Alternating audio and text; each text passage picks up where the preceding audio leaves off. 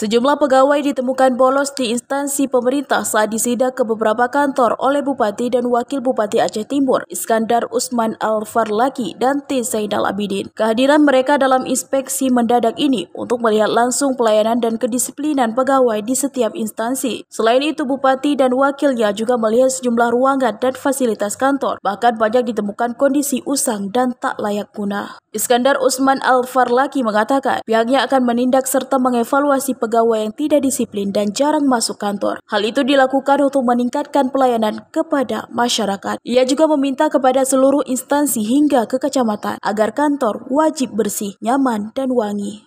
Hari ini merupakan awal permulaan kami melakukan start kerja sebagai Bupati dan Wakil Bupati Aceh Timur, dan kami menemukan beberapa pegawai kita tidak masuk kantor.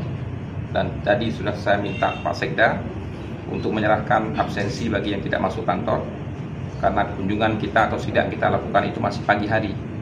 Selain itu, pasangan Bupati dan Wakil Bupati Aceh Timur ini yang baru saja dilantik oleh Gubernur Aceh akan terus melakukan sidak ke sejumlah instansi lain, baik di gedung pusat pemerintahan maupun ke tingkat kecamatan. Dari Kabupaten Aceh Timur, Romi Syaputra melaporkan untuk Puja TV.